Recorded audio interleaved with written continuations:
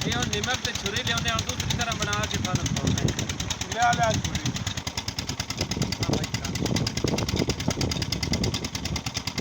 माशाल्लाह काफ़ी वक्त है इस दुकान का और मज़ा भी इस तरह अपना